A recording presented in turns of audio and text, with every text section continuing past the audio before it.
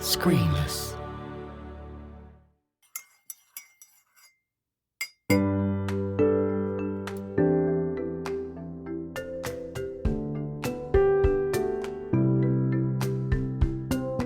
Izzy Burton, artist, animation director, storyteller, winner of many awards. Welcome to Creative Cuppa. Thank you. Thank you for having me. That's quite all right. So, to quote your website, your childhood was spent building dens, swimming down rivers, and tucked away in a tree somewhere writing stories and drawing everything you saw. That sounds pretty idyllic. Yeah, I was very, very lucky to grow up in the Cotswolds. My family still live in the house that I grew up in, so it's backs onto fields and fields, and I used to run off and go play, and I feel like still in that era where people didn't really care if you kind of disappeared off into the woodlands and the rivers for hours on end and came back before dark type thing. So I was very lucky. There's a lot of photos of me lying around in the garden, always with a notebook and a pencil or pen in my hand. So yeah, I felt like I was very inspired by it all, but I also had a mother who was a teacher, so she was always teaching me things, and I think that really helped me want to kind of write stories and draw and all those types of things. So do you draw a lot of inspiration from that time, do you think? Yeah, I think so. I think the reason I draw so much environment art is because I grew up in a world where everything was nature, and my mum taught me so much about birds and things. I think I remember at primary school being shocked when kids didn't know the names of different birds, and I then realised that maybe I was the weird one at age 5 knowing the names of every single type of bird. But yeah, I think it definitely inspired how I work, because I do a lot of nature kind of drawings. You studied animation at Bournemouth University, which you've described as the perfect pairing of maths and art. Why do you think they work so well together? It's a hard one, because when I was looking at university courses, obviously when you like maths and art, people tell you to be an architect, and that didn't really feel right for me. And then when I went to an open day at Bournemouth, the course was perfect, and I was kind of trying to do maths and kind of trying to do art, and I thought, animation will bring that together and hopefully I can use the skills together. And then what I found in the end was that I was still good at the maths and still good at the art, but not good at the parts of animation that combine the two. So I ended up being still very separate, which is, I guess, why I've gone into art, because I had to make a decision, which is kind of sad because I do miss some of the technical stuff. I get very excited when I get to make an Excel document of my income and things. But I tried to combine the two, but it's quite difficult.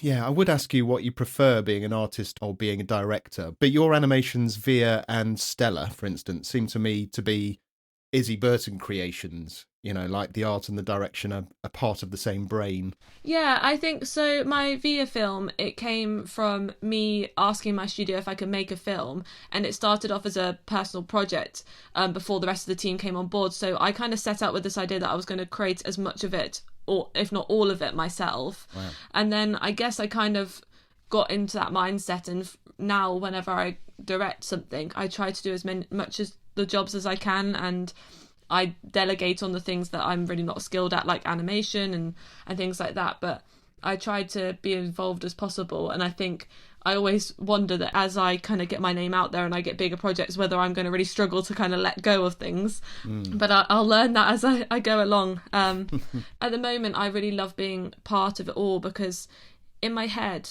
I don't like the idea of becoming a director who just sits back and kind of tells people to do things. I like the idea of that I will always be making things. I don't think I ever want to stop the creating and making part of it, where I'm actually hands-on and drawing things, even if it is just to design something that someone else then takes forward.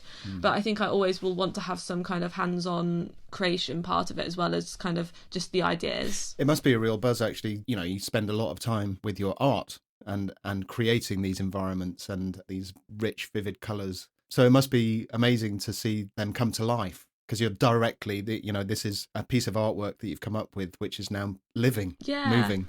Yeah, it's really exciting, and I spend half my time thinking, why don't I just make little things all the time, like take all my pictures and make them move and things like that. But I never ever get round to it. But it's lovely when it kind of starts coming together. But I think when I'm making it, I don't even really see it like that. It's only at the end when I can sit back and watch it, and I posted my short film Via again today because it's Earth Day, and I looked at it and I was kind of like, oh gosh, I made this. And sometimes I have to in the future I sit back and look at it and I'm like, oh yeah, that was pretty good. And even though my style's developed, because that was 3 years ago now, I can still see the stuff that I've done that I'm like, oh no, that will stand some kind of test of time. And it's really nice when you sit back and you can see it as a whole and all your images come together, because I think I get so caught up in the details that when I can see it all together, I have to remind myself that the audience will watch this for the first time and it's going to be abundance of detail. Just because I know everything doesn't mean that everyone else is. So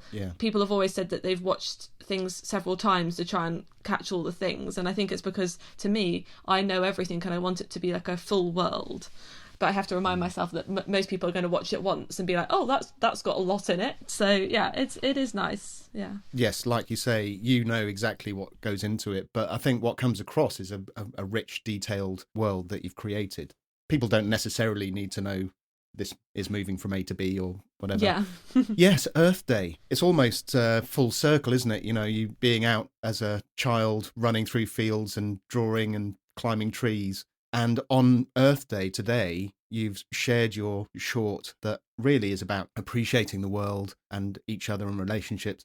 It almost feels like a full circle thing, doesn't it?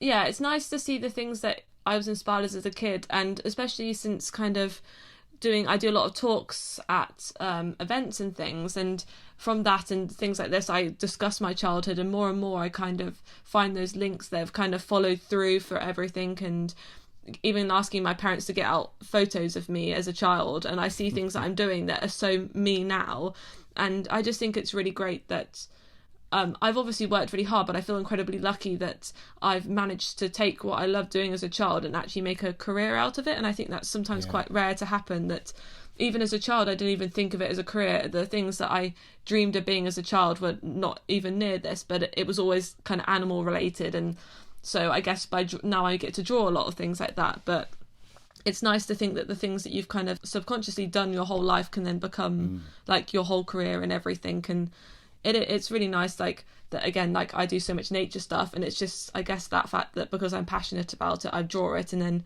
other people ask me to make stuff for that. So it's that nice thing of, if you draw stuff, people normally ask you to make something similar.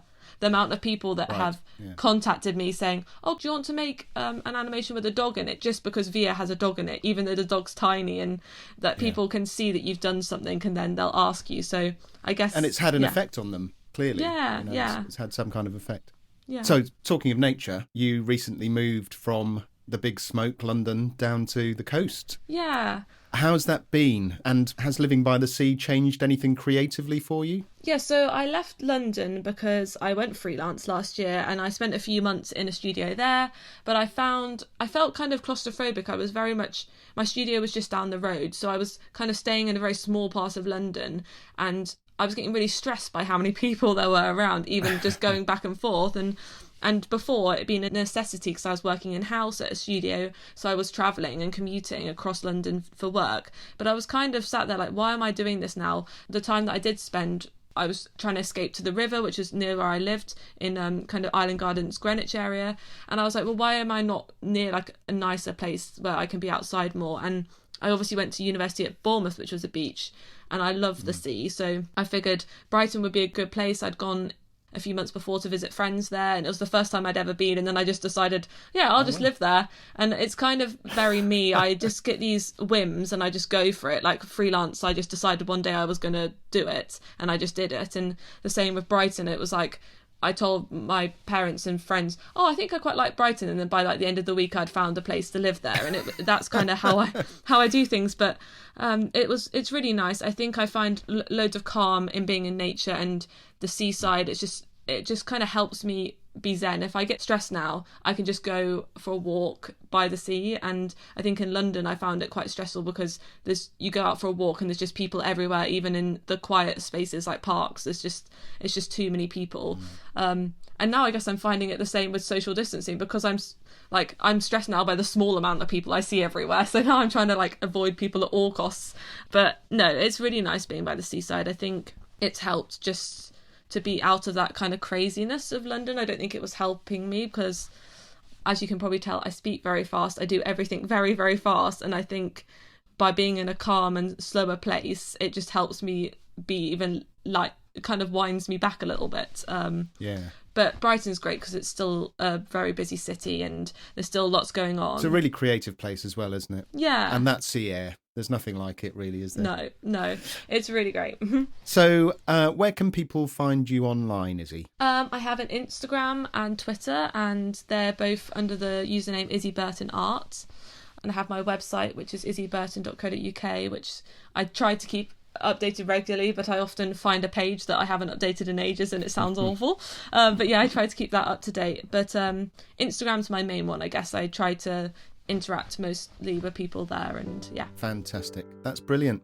Well, thank you ever so much for joining me for a cuppa. Thank you. It's been great. Thank you. Have a really good day. Yeah, you too. Thank you so much.